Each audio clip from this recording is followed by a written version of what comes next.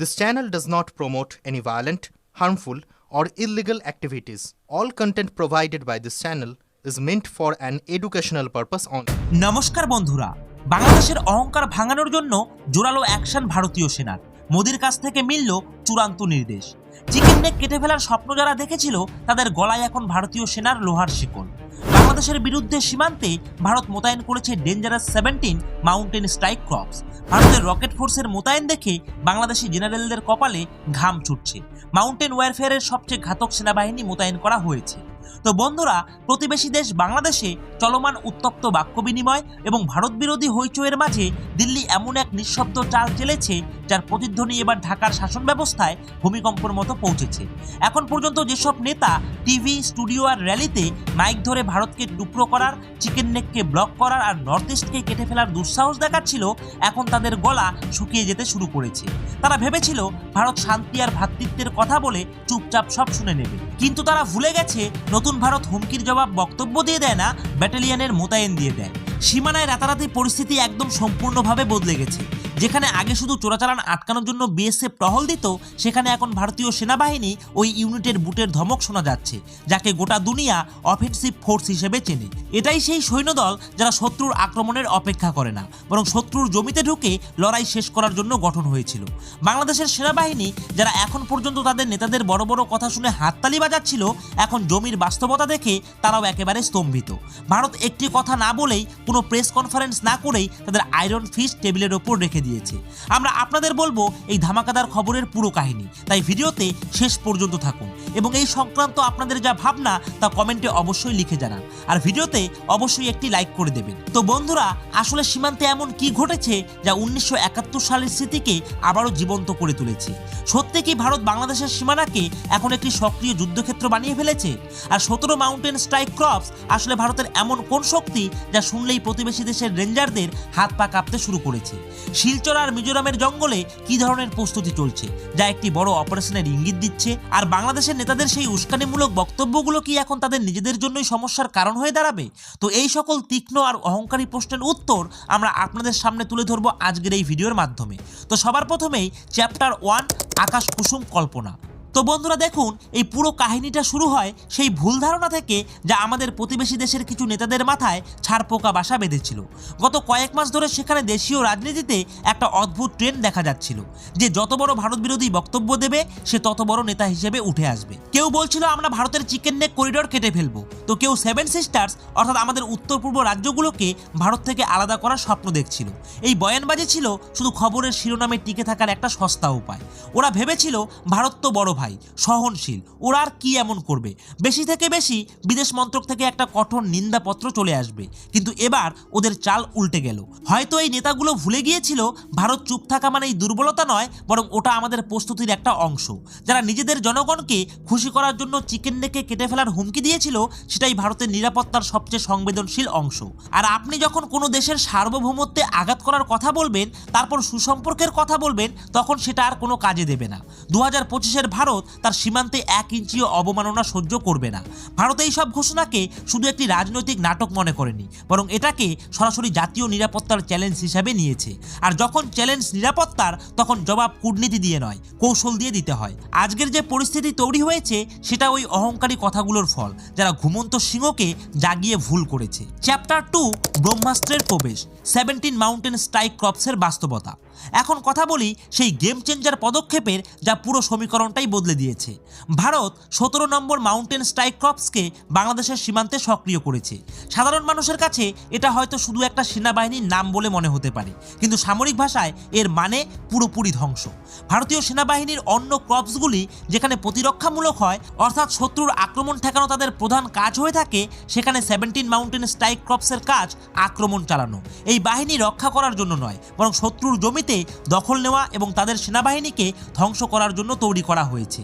এটা বিশেষ করে পাহাড়ি এলাকা এবং কঠিন রাস্তায় দ্রুত গতি নিয়ে যুদ্ধ করার জন্য ট্রেনিং দেওয়া হয়েছে। এই ক্রপসের বিশেষত্ব এর কুইক রেসপন্স ক্যাপাবিলিটি। এতে রয়েছে হাই অ্যালটিটিউড ওয়ারফেয়ার, অর্থাৎ উঁচুতে যুদ্ধে সক্ষম কমান্ডো, প্যারাট্রুপার্স এবং ভারী আর্টিলারি। যখন এই ক্রপসকে কোনো সীমান্তে পাঠানো হয়, তার মানে স্পষ্ট যে ভারত সেই সীমান্তকে আর শান্ত এলাকা হিসাবে গ্রহণ করছে না। এই মোতায়েন একটি পরিষ্কার বার্তা দেয়, যদি ওদিক থেকে কোনো রকম 19-20 হয়, তাহলে ভারতীয় সেনাবাহিনী অপেক্ষা করবে না, সরাসরি ঢুকে জবাব দেবে। এটা সেই ফোর্স যেটা চীনের অহংকার ঠেকানোর জন্য তৈরি করা হয়েছিল, আর এখন এর মুখ বাংলাদেশের দিকে। মানে বোঝায় যে ভারত তার ঝুঁকির মাত্রাকে কতটা গুরুতর মনে করছে। এটা কোনো সাধারণ রুটিন নয়, এটা একটা কৌশলগত সতর্কবার্তা, এমন একটি লাল রেখা যেটা ক্রস করার সাহস এখন হয়তো কেউ আর করবে না। চ্যাপ্টার 3, স্থলভাগের প্রস্তুতি। শিলচর থেকে মিজোরাম পর্যন্ত ছড়িয়ে পড়েছে। তো বন্ধুরা দেখুন, হাওয়ায় কথা বলা অনেকটাই সহজ, কিন্তু মাটিতে সেনা নামানো একটা আলাদা খেলা। সূত্র থেকে যেসব খবর আসছে সেগুলো বলছে মিজোরাম আর শিলচরের সীমানার এলাকায় উত্তেজনা বাড়ছে। ওখানে ব্যাটালিয়ন কমান্ড তৈরি হচ্ছে। এর মানে সেনা ওখানে শুধু তাঁবু গেড়ে বসে নেই, একটা বড় অপারেশনের জন্য তাদের ঘাঁটি তৈরি করছে। লজিস্টিক মানে রসদ, গোলাবারুদ আর জ্বালানির ডিপো এগিয়ে নিয়ে যাওয়ার কাজ চলছে। ভারী ট্রাকগুলোর চলাচল ওখানকার পরিবেশ পুরোপুরিভাবে বদলে দিয়েছে। আর সবচেয়ে বড় কথা হলো, ওখানে রকেট, আর্টিলারি আর ভারী অস্ত্র মোতায়েনের খবর পাওয়া যাচ্ছে। এখন পর্যন্ত ভারত বাংলাদেশ সীমাকে একটা সফট বর্ডার হিসেবে ধরা হতো, যেখানে মূলত চোরাচালান আটকানোই প্রধান কাজ ছিল। কিন্তু এখন ভারত এটাকে একটা অপারেশনাল থিয়েটারে রূপান্তর করেছে, ঠিক যেভাবে আমরা পাকিস্তান সীমাকে দেখি। এর মানে হলো এখন থেকে 24 ঘন্টা রাডার চলবে, ড্রোন আকাশে ঘুরবে, আর স্যাটেলাইটের সাহায্যে প্রতিটি ইঞ্চি নজরদারিতে রাখা হবে। ভারত তার কৌশলকে বর্ডার ম্যানেজমেন্ট থেকে সরিয়ে যুদ্ধের মোডে নিয়ে গেছে।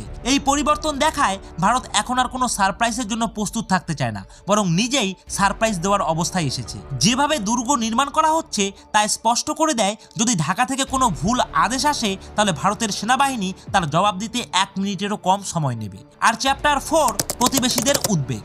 নেতাদের বক্তব্য বনাম সেনাবাহিনীর বাস্তবতা। এখন দেখে নেওয়া যাক ওখানের পরিস্থিতি কেমন।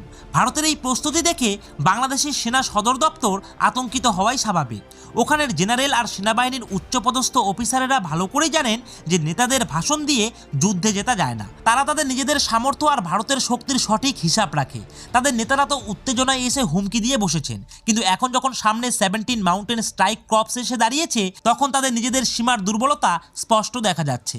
বাংলাদেশের সেনাবাহিনীর উদ্বেগের 3টি প্রধান কারণ রয়েছে। প্রথমত, তারা জানে ভারতের কাছে প্রযুক্তি, বিমান বাহিনী আর স্থল সেনার যে সমন্বয় আছে, সেটার সামনে টিকে থাকা তাদের পক্ষে কোনোভাবেই সম্ভব নয়।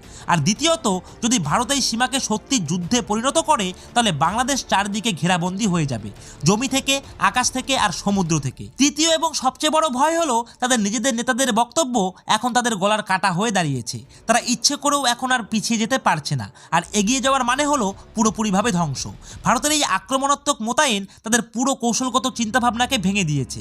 এখন পর্যন্ত তারা ভারতের শালীনতার সুযোগ নিচ্ছিল, কিন্তু এখন যখন সামনে বদলে যাওয়া ভারত দাঁড়িয়ে পড়েছে, তখন তাদের পায়ের নিচের জমি সরে যাচ্ছে। ঢাকা এখন মিটিংয়ের দরজা খুলে রেখেছে, কিন্তু সমাধান কারো কাছে নেই, কারণ তীর ধনুক থেকে ছুটে গেছে আর নিশানাটা সরাসরি তাদের গলার ওপর। তো বন্ধুরা, এই পুরো ঘটনাটার মূল কথা হলো, 2025-এর ভারত এখন নিজের নিরাপত্তার ব্যাপারে কোনো রকম ঝুঁকি নিচ্ছে না। শান্তির কথাটা একদমই আলাদা, কিন্তু শক্তির প্রদর্শন সবচেয়ে জরুরি। 17 মাউন্টেন স্ট্রাইক ক্রপসের মোতায়েন এটা প্রমাণ করেছে যে যারা ভারতের ধৈর্যকে দুর্বলতা মনে করার ভুল করেছে, তাকে খুব বড় একটা দাম দিতে হবে। এটা শুধু সামরিক মোতায়েন নয়, এটা একটা মানসিক বিজয়ও বটে। ভারত গুলি ছোড়া ছাড়াই শুধু নিজের শক্তির ঝলক দেখিয়ে বিরোধীদের মধ্যে হইচই ফেলে দিয়েছে। আর এই ঘটনা আমাদের শেখায় যে ভূ রাজনীতিতে শব্দের গুরুত্ব কতটা ইম্পর্টেন্ট। বাংলাদেশের নেতারা নিজেদের স্বার্থে যে আগুন জ্বালিয়েছিল, এখন তার শিখায় নিজেরাই ঝলসে যাচ্ছে।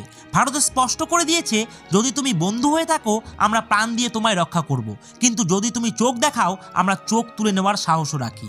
এখন খেলা বাংলাদেশের মাঠে। এখন বাংলাদেশের নেতারা কি এবার নিজেদের জিভায় লাগাম দেবে, নাকি নিজেদের জেদে দেশকে বড় সংকটের দিকে ঠেলে দেবে, এটা দেখতে কিন্তু বেশ মজার হবে। কিন্তু একটা কথা ঠিক, ভারতের সীমা এখন আগের থেকে অনেক বেশি সুরক্ষিত, সতর্ক আর ঝুঁকিপূর্ণ হয়ে গেছে।